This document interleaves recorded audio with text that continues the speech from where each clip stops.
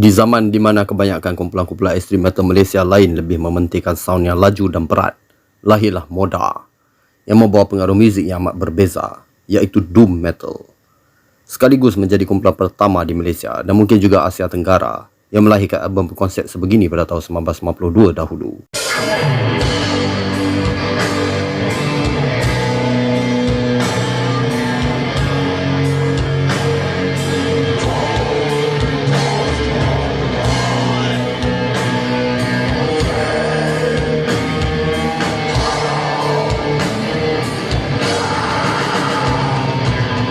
Diasaskan pada tahun 1989, Moda diambil dari perkataan bahasa Jawa kuno yang bermaksud kematian yang suci ini, dibarisi oleh Tok Ari dan Bujo gitar, Lani bass, vokal, dan Nusi drum yang berasal dari kampung Pulau Rusa, Kuala Terengganu. Pada awalnya, seperti kebanyakan kumpulan-kumpulan underground extreme metal Malaysia sezamannya lebih terpengaruh pada muzik thrash metal yang sedang menular di Malaysia pada masa itu. Namun barisan ini tidak kekal kerana Tok Ari, Bujo dan Lani terpaksa mengundurkan diri akibat komitmen.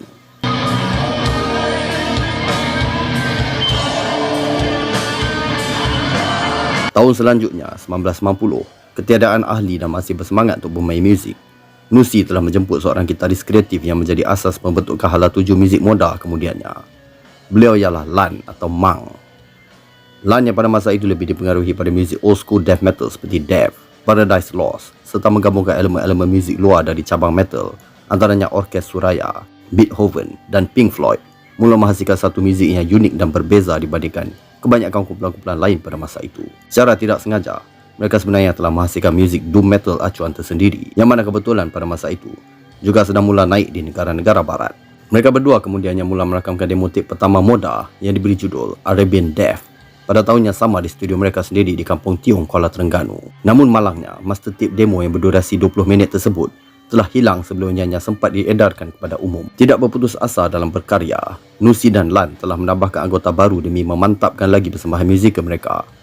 Kemasukan drama Bujal telah membuatkan Nusi beralih ke posisi bass, manakala Lan kekal sebagai gitar dan vokalis.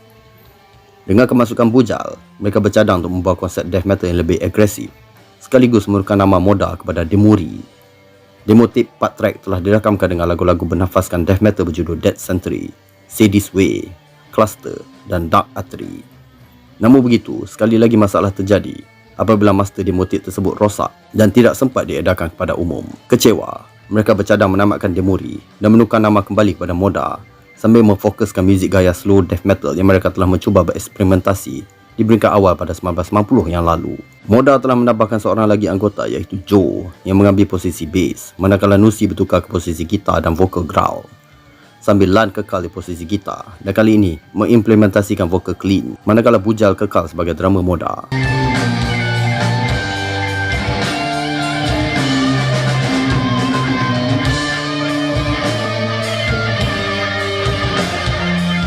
Mereka terus aktif mencipta lagu-lagu baru berhaluankan pengaruh yang sama, dengan menambahkan lagi aura kegelapan serta kesedihan yang semakin berjaya mereka persembahkan melalui pelengkapan 4 ahlinya. Pada lewat 1991, Moda telah merakamkan demo lagi sekali di studio mereka sendiri di Kampung Tiong, Kuala Terengganu, dengan 10 lagu yang telah dirakamkan secara live dan dinamakan sebagai Inferior Symphony, di mana di bahasa Melayu yang bermaksud Simfoni Kekurangan. Berbekalkan demo tape tersebut, pada awal tahun 1992, mereka membuat keputusan untuk berhijrah ke Kuala Lumpur untuk mencari peluang rakaman studio. Dengan perkembangan scene underground extreme metal Malaysia yang semakin naik pada masa itu, menerusi syarikat-syarikat rakaman yang lebih berani mengambil kumpulan-kumpulan underground, antaranya FGM Records, Valentine Sound Production dan Dark Journey Records. Moda berasakan bahawa sudah sampainya masa membawa kumpulan mereka ke peringkat seterusnya, seperti mana telah dibuat oleh kumpulan-kumpulan seperjuangan lainnya seperti FTG, Brain Dead, Sullen Death dan Suffocation. Setiba di Kuala Lumpur, mereka membuat keputusan untuk cuba merakamkan pula demo tape tersebut secara track by track di studio legenda Helion Medan Mara, Kuala Lumpur, demi untuk menimba pengalaman rakaman profesional dan untuk mendapatkan audio bunyi yang lebih baik. Akan tetapi, mutu kualiti audio baik yang dicari tidak berjaya ditonjolkan melalui rakaman semula tersebut. Mereka membuat keputusan untuk menghantar demo Inferior Symphony 1991 sahaja yang dirakamkan sebelumnya, di mana ia sebenarnya mempunyai kualiti audio jauh lebih baik berbanding Inferior Symphony 2, ke syarikat-syarikat rakaman. Tanpa membuat kopi tape, master demo tape Inferior Symphony 1991 telah dihantar terus ke FGM Records iaitu sebuah syarikat rakaman mainstream yang berpusat di Sentul Pasar.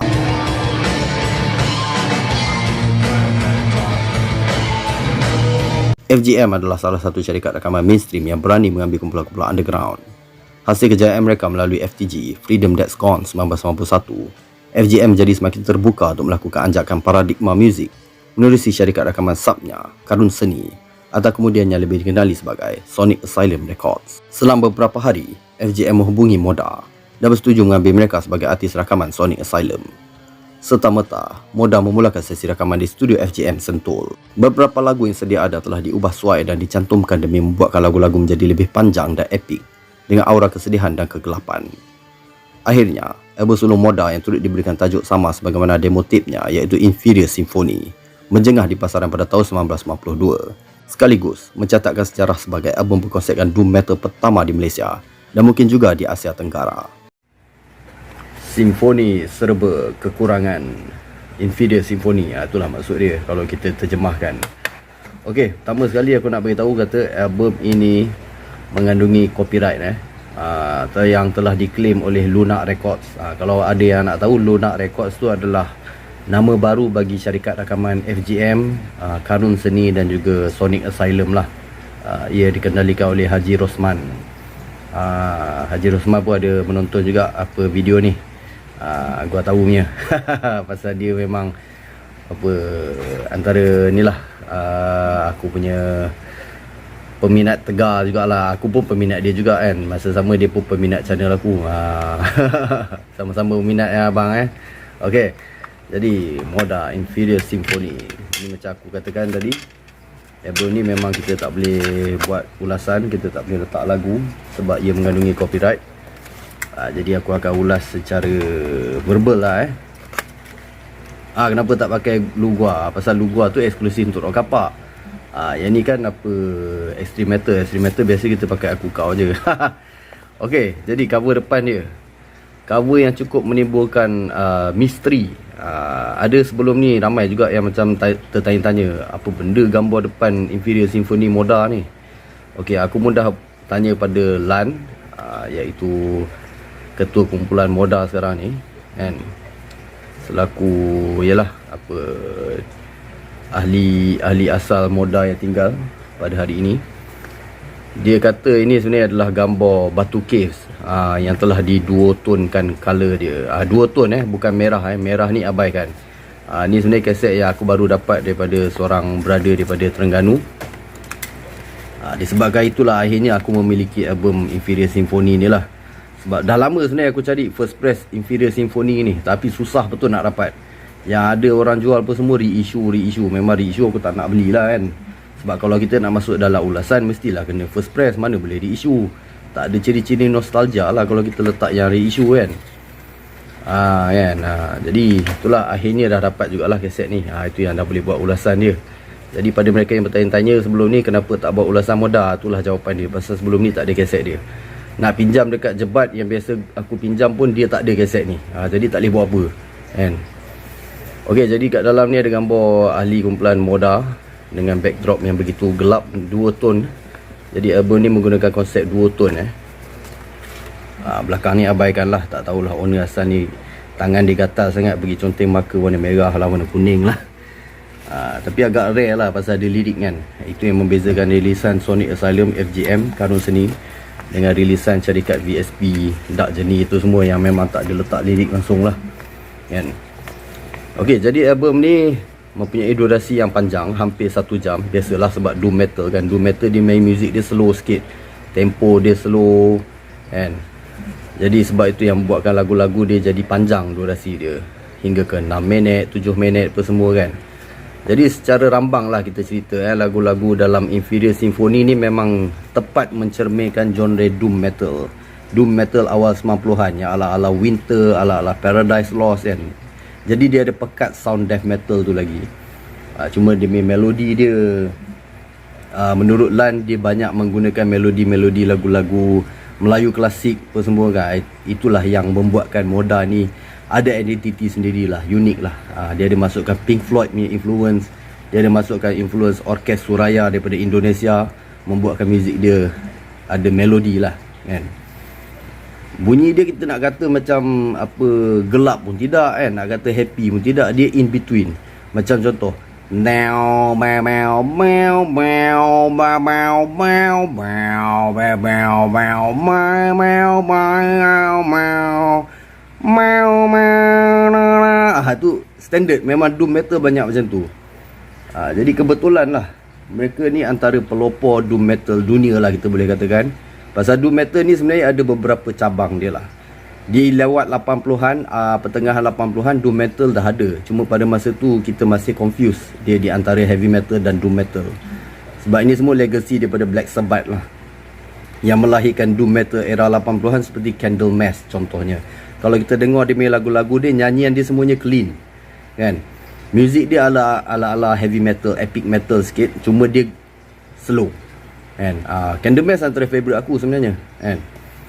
Cuma bila kita masuk kemasukan lewat 80-an, tahun 88, 89, tahun 1990, barulah muncul angkatan seperti Paradise Lost, Winter, Anathema dan sebagainya lah. Jadi diorang ni semua lebih menekankan sound death metal, cuma diorang slowkan lagi muzik diorang tu. Lepas tu sound gitar dia berat lah. Itu antara ciri-ciri istimewa doom metal lah sebenarnya kan. Jadi sound death metal tu ada, cuma dia slow. Kan. Lepas tu dia ada masukkan melodi-melodi yang unik lah kan.